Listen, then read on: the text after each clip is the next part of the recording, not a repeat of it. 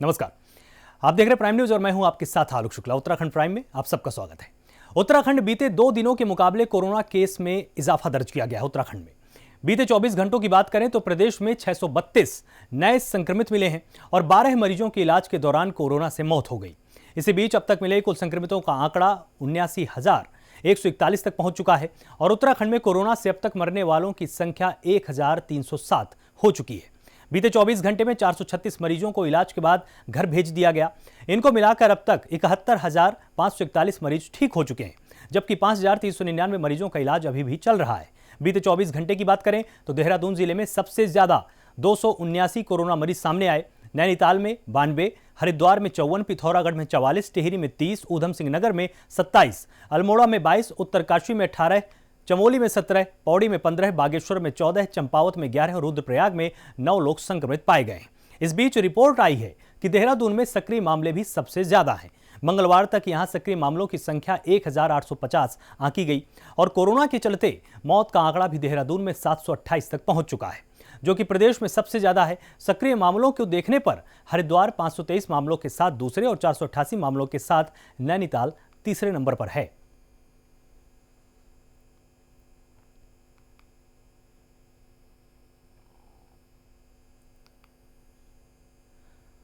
तो बीते 24 घंटे में कोरोना संक्रमित 12 मरीजों की मौत भी हुई है।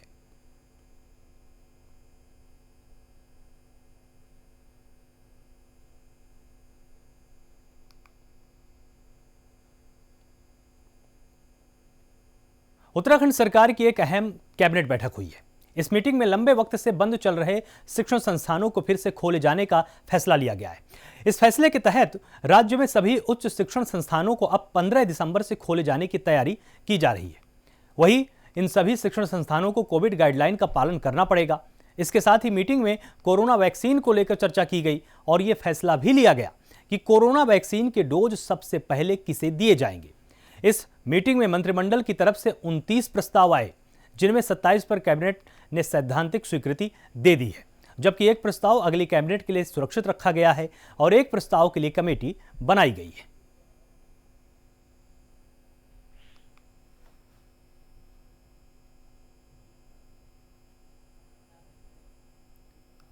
नैनीताल में सेंचुरी पल्प मिल की भूमि लीज पर दी जाएगी, इसको मंजूरी दी गई है और 27 प्रस्तावों पर मंत्रिमंडल ने मोहर लगाई है और जो एक प्रस्ताव हो उसको अगली कैबिनेट के लिए सुरक्षित रखा गया। 15 दिसंबर से राज्य के अंदर जितनी उच्च शिक्षण संस्थाएं हैं उनको खोलने की अनुमति दे दी गई है। उसमें हमारे चाहे वो राजकीय यूनिवर्सिटी हो, प्राइवेट यूनिवर्सिटी हो, राजकीय डिग्री कॉलेज हो और प्राइवेट डिग्री कॉलेज हो और टेक्निकल हो, सभी प्रकार के जो उच्च शिक्षण संस्थाएं हैं 15 दिसंबर से वो सारी खोलने के निर्देश दे दिए गए हैं। साथ साथ ये भी निर्देश दिए गए हैं कि जो हमारी कोविड की गाइडलाइन है उसका पालन उनके लिए अनिवार्य होगा और अब 15 तारीख के बाद सारी शिक्षण संस्थाएं विधिवत खोली जाएंगी। राज्य के अंदर लगातार भारत सरकार से वैक्सीनेशन को लेकर और लगातार चर्चाएं हो रही हैं। मुख्यमंत्री जो प्रधानमंत्री से बैठक हुई थी उसमें चर्चा हुई, चीफ सेक्रेटरी की अलग से बैठक हुई, स्वास्थ्य विभाग की अलग बैठक हुई। इन बैठक के आधार पर हम लोगों ने जो नीचे तक के सारी तैयारी थी उसको पूरी कर ली गई है। जिला स्तर पर कितने हमें कोल्ड स्टोरेज या किस प्रकार की हमें वैक्सीन रखने के लिए -4 डिग्री तक की आवश्यकता पड़ेगी वो तैयारी है। उसके नीचे तक हमने जो जिला स्तर पर कमेटी बननी थी वो बन गई है, ब्लॉक स्तर पर थी वो बन गई है और उससे नीचे जो आवश्यकता थी कमेटी बनाने की वो बना ली गई है। स्टेट स्तर पर जो कमेटी थी वो भी बन गई है। इनके ट्रेनिंग के कार्यक्रम शुरू हो गए हैं, जो ट्रेनिंग कराई जा रही है। वैक्सीन को लेकर जो जरूरी दिशा निर्देश भारत सरकार के थे उन सब पर हम लगातार काम कर रहे हैं। फर्स्ट फेज में 3 कैटेगरी के लोगों को वैक्सीन देने का निर्णय लिया गया है। एक तो जो हमारे हेल्थ वर्कर हैं उन सबको, एक जो फ्रंट लाइन वर्कर है वो, एक 55 साल से आयु के ज्यादा वर्ष के वो लोग जो किसी ना किसी बीमारी से पीड़ित हैं, ग्रसित हैं। ये संख्या लगभग राज्य में 93,000 या उससे ज्यादा बैठती है। फर्स्ट फेज में लगभग 20% प्रदेश के जो नागरिक होंगे उनको हम ये वैक्सीनेशन करेंगे, उपलब्ध कराएंगे।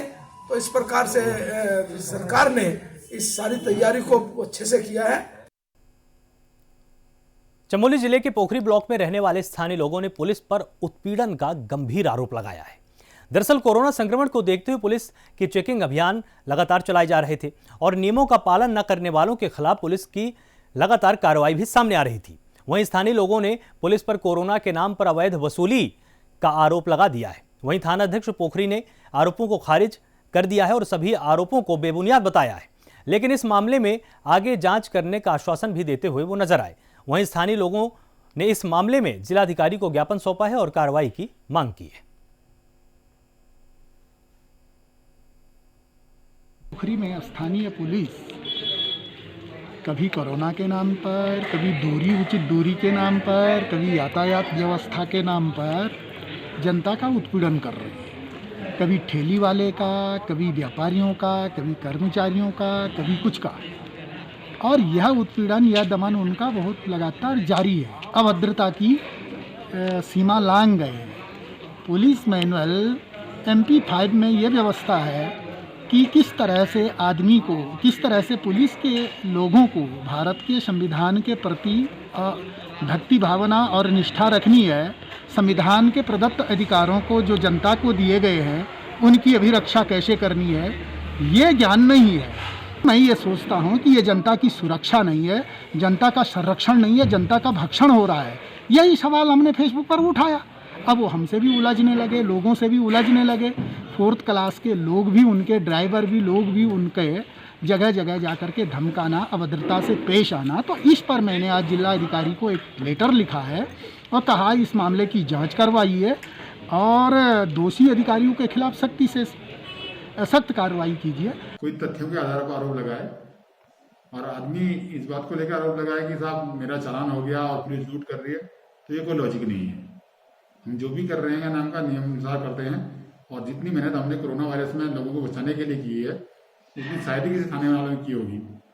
इसीलिए थाना पूरे उत्तराखंड में फर्स्ट भी आया था और हम अभी भी कोशिश कर रहे हैं लगातार कि लोग कोरोना वायरस से बचे रहें। इसके लिए हम जब भी निकलते हैं गाड़ी से माइक से अनाउंसमेंट कर रहे हैं, पॉम्पलेट बांट रहे हैं और उसके बाद भी आदमी उल्लंघन कर रहा है तो चालान किए जा रहे हैं। चालान से प्रतिक्रिया स्वरूप आदमी आरोप लगाते रहे। 11 दिसंबर को दिल्ली के डिप्टी सीएम मनीष सिसोदिया उत्तराखंड पहुंच रहे हैं।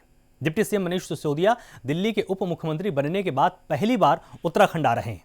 इस बीच मनीष सिसोदिया भीमताल में पायलट बाबा के आश्रम में दर्शन करेंगे और एक निजी कार्यक्रम में शामिल होंगे। वहीं आम आदमी पार्टी के प्रदेश प्रभारी ने भी बताया कि उत्तराखंड में अपने दौरे के बीच मनीष आम आदमी पार्टी के कार्यकर्ताओं से बातचीत कर सकते हैं। वहीं डिप्टी सीएम के दौरे को लेकर आम आदमी पार्टी ने तैयारियां पूरी कर रखी हैं।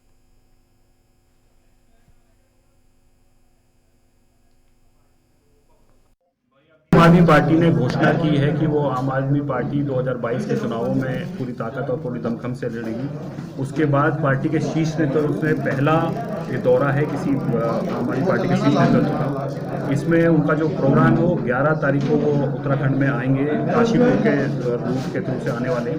साथ ही साथ 12 तारीख को वो कैची धाम आश्रम है जिसकी उसमें उनकी निजी आस्था है और वो उस प्रोग्राम में वहाँ पर सुबह सुबह दर्शन करेंगे।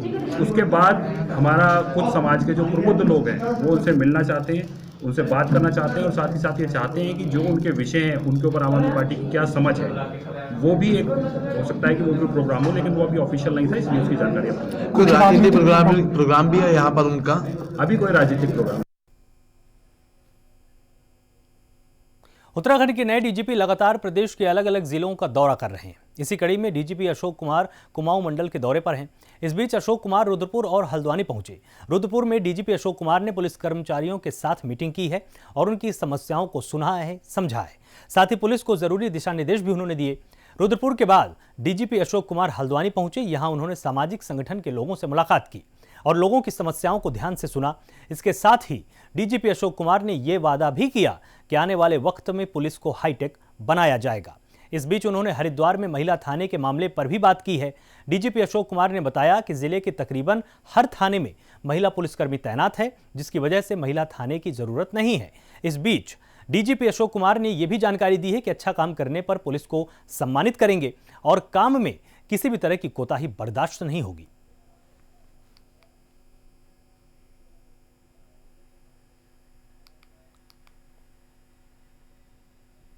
हरिद्वार के बुग्गावाला थाने के एसएसपी डी सेंथिल अबुदई कृष्णराज ने थानों का निरीक्षण किया है। इस दौरान उनके साथ एसपी देहात स्वप्न किशोर सिंह भी मौजूद रहे। निरीक्षण के दौरान एसएसपी ने साफ सफाई को लेकर सीज किए हुए वाहनों के रखरखाव को देखा। वहीं एसएसपी सेंथिल अबुदई पुलिस के काम से काफी हद तक खुश नजर आए।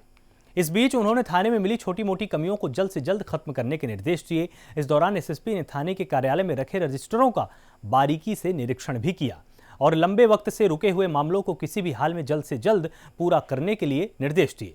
साथ ही एसएसपी ने हथियारों की लगातार जांच करने और उनकी साफ सफाई को लेकर निर्देश दिए।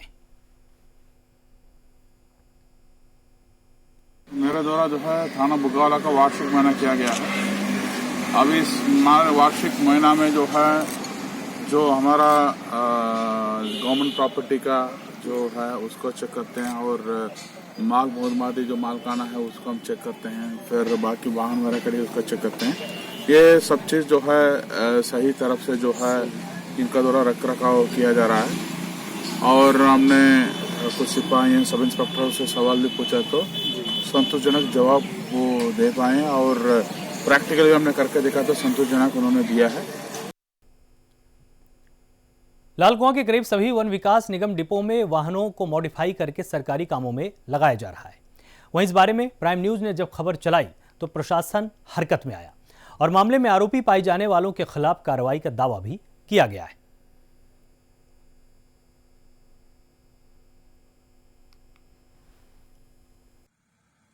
जो लट्ठा मजदूर हैं उनको उत्तराखंड वन विकास निगम द्वारा जो निर्धारित ग्रेडिंग के रेट हैं वो नहीं मिल रहे हैं।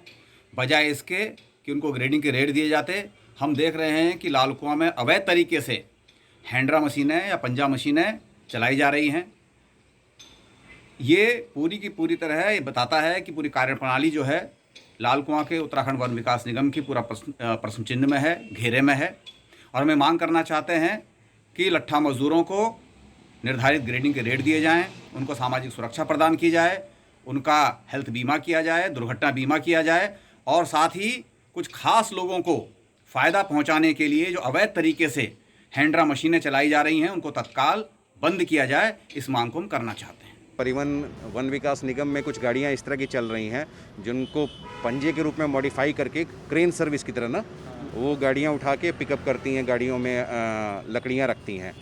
तो अगर वो उन्होंने आरसी में इसको पास करवाया है, इस तरह का जो अल्टरेशन करवाया है तो इसको अगर करवा रखा है तब तो सही है, वरना वो अगेंस्ट द आरसी कंडीशन है, उसमें इन गाड़ियों को सीज किया जा सकता है और इसके खिलाफ हम लोग कड़ी कार्रवाई करेंगे।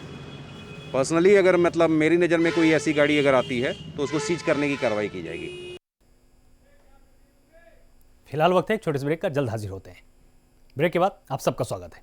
मसूरी में घंटाघर साउथ रोड पर सड़क किनारे अतिक्रमण को लेकर पुलिस ने कार्रवाई की है। इस बीच 2 दुकानदारों के खिलाफ चालान किया गया, साथ ही कुछ और लोगों को चेतावनी देकर छोड़ दिया गया है। इसके पहले ही पालिका प्रशासन द्वारा सड़क को चौड़ा किया गया था, जिसके चलते मसूरी घंटाघर और गुरुद्वारे चौक पर लगने वाले जाम से निजात मिल सके। साथ ही मसूरी घंटाघर से और गुरुद्वारे चौक से वन वे ट्रैफिक को संचालित किया जा सके। लेकिन साउथ रोड में दुकानदारों ने सड़क किनारे अतिक्रमण कर रखा था, जिसको लेकर लोगों को काफी परेशानियों का सामना करना पड़ रहा था।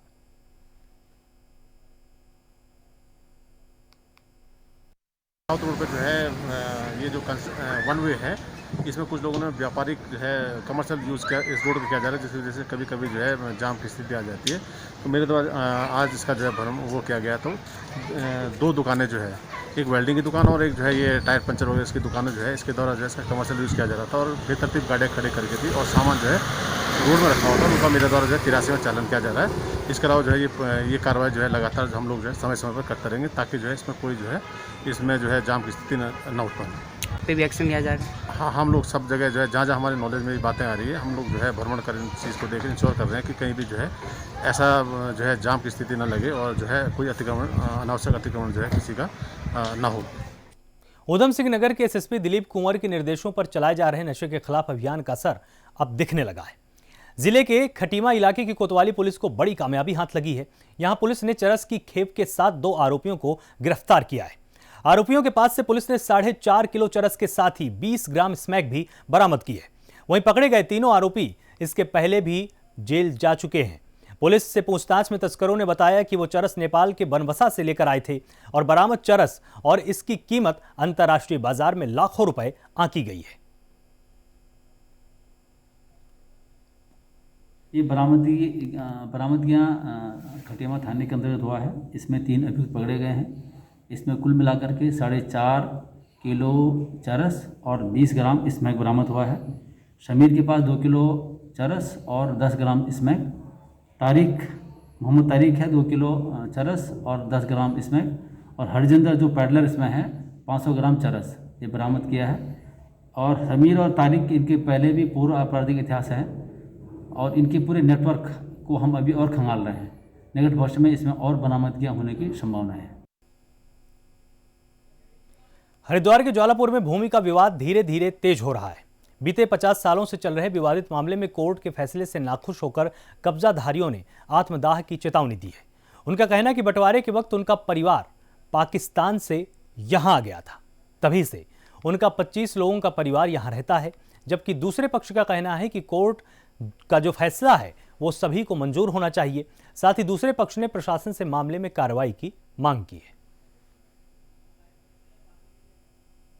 50 से यहाँ पे पाकिस्तान से जब से आए हैं तब से यहाँ पे बैठे हैं, हमें काबिज है। ये शिव कुमार है, सराफ है, ये पूंजीपति आदमी है, भू माफिया। इसका कहना यह है कि यहाँ मेरी ज़मीन है, इसकी ज़मीन कोर्ट में PWD में जा चुकी, सड़क पर जा चुकी है। ये हमारे से कब्जा मांग रहा है। सुप्रीम कोर्ट ने ऑर्डर किया 1325 फसली के आधार पर कब्जा ले लो। ये सुप्रीम कोर्ट के ऑर्डर को नहीं मान रहा, कह रहा कोर्ट अमीन तहसीलदार सब खरीद रखे, इसने जज वज सब खरीद रखे हैं और ज़बरदस्ती कब्जा ले रहा है। हम कब्जा देने को तैयार है, इसकी जगह है तो ले, बिना मतलब नाजायज़ ले रहा है हमारे से। ये सब लोग सड़क पर आ जाएंगे, गरीब लोग हैं, जनता तो भू माफिया, हम तो पाकिस्तान से आए शरणार्थी लोग हैं, दाल रोटी से मजबूर हो जाएंगे।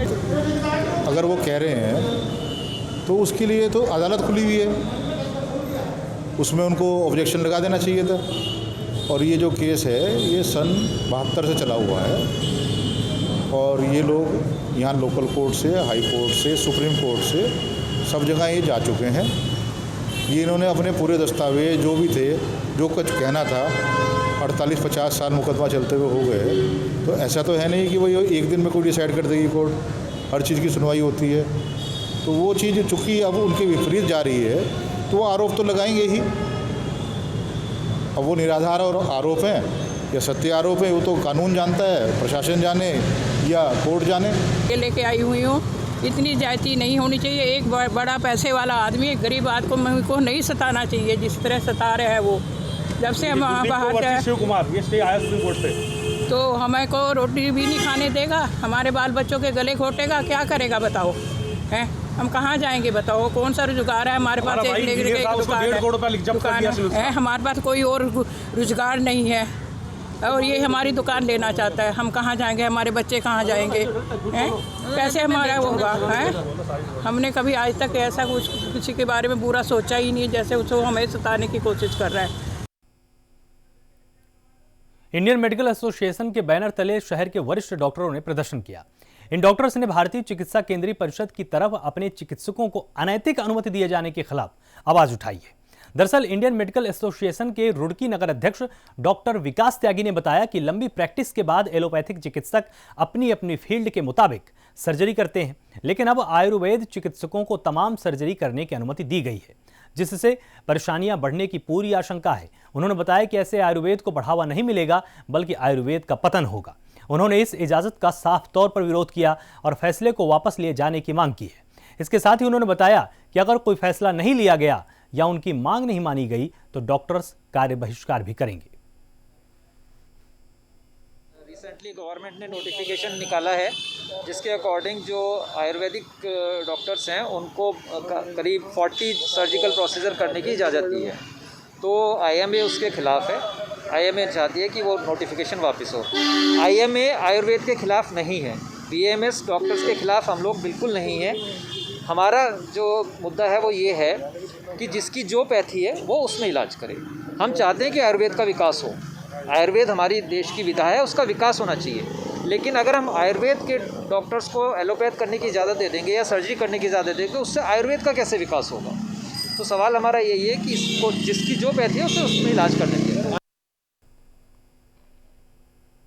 मसूरी जिले में आने वाले पर्यटकों की पार्किंग की समस्या को लेकर जिला प्रशासन खास तैयारी कर रहा है। वहीं प्रदेश की सरकार भी लगातार मसूरी में पार्किंग निर्माण करने के लिए कई योजनाओं के तहत काम कर रही है। मसूरी पेट्रोल पंप के हरियाणा की कंपनी रिचा इंडस्ट्री के 212 कार की पार्किंग की क्षमता बना रही है। इस पार्किंग प्लेस को बनाने में 31 करोड़ 76 लाख की लागत आएगी। इस पार्किंग का निर्माण 2016 में ही शुरू कर दिया गया था, जो अब पूरा होने वाला है और 2021 में मार्च के अंत तक पार्किंग को खोले जाने का प्लान है। इस पार्किंग में 4 फ्लोर हैं, जिनमें से 3 फ्लोर बनकर तैयार हो चुके हैं। वहीं पार्किंग बना रही कंपनी का कहना है कि पार्किंग को अत्याधुनिक तरीके से बनाया गया है, जिसमें कैफे, आधुनिक शौचालय के साथ साथ ड्राइवरों के रहने के लिए भी जगह होगी। इसके साथ ही पार्किंग में लिफ्ट का भी इंतजाम किया जाएगा, जिससे लोगों को कोई भी तकलीफ ना हो। पार्किंग बनाने में 31 करोड़ 76 लाख की लागत आने वाली है। 2016 से इस पार्किंग का निर्माण कार्य चल रहा है और मार्च 2021 और 2016 से काम चालू हुआ था। तो कुछ लैंड डिस्प्यूट चल रहा था बीच में और कुछ टेस्टिंग का भी, कुछ सॉइल टेस्टिंग का प्रस्ताव था, उसमें वो चेंज किया गया और उसको पायल फाउंडेशन में कन्वर्ट कर दिया गया। तो उसकी वजह से भी काफ़ी लेट हुआ। और इसमें मेन रोड पे हम NH पे हम काम कर रहे हैं, तो उसमें ये था कि एक साथ हम सारी फुटिंग्स खोद नहीं सकते थे, तो धीरे धीरे हमने एक 1 बाय 1 हम इसको लेके चले। और अभी हम जब फुटिंग से ऊपर आ गए हैं और हमारे फ्लोर्स दिखने लगे हैं, तो काम काफ़ी तेज़ी में आया है। 2018 से इसमें काफ़ी तेज़ी में काम हुआ है और अभी लगभग 80% काम हमारा हो चुका है। अब इसमें 20% काम बचा हुआ है, जो जिसमें फिनिश वगैरह होता है। हम इसको मार्च फाइनल तक देने का पूरा प्रयासरत है और उसमें हमने प्लानिंग भी पूरी कर रखी है कि मार्च फाइनल तक यह प्रोजेक्ट कंप्लीट हो जाएगा। डोईवाला की बड़कोट वन रेंज के बड़कोट और डांडी गांव में जंगली जानवरों के आने का मामला सामने आ रहा है। वहीं इस बार जंगल के आसपास बने गांव में एक जंगली हाथी घुस गया। यह हाथी सुबह तकरीबन 7 बजे लोगों के घर के सामने से गुजरा। वहीं घर के सामने से गुजरते हाथी को देखकर गांव के लोग काफी डर गए और वन विभाग से कार्रवाई की मांग की है।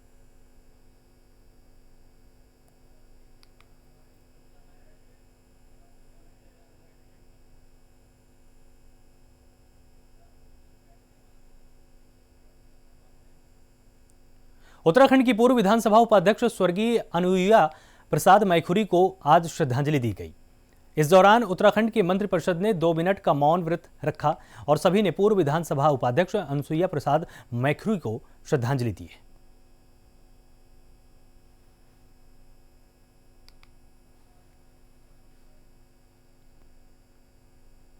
फिलहाल उत्तराखंड प्राइम में सिर्फ इतना ही, लेकिन आगे की और खबरों के लिए आप देखते रहिए प्राइम न्यूज।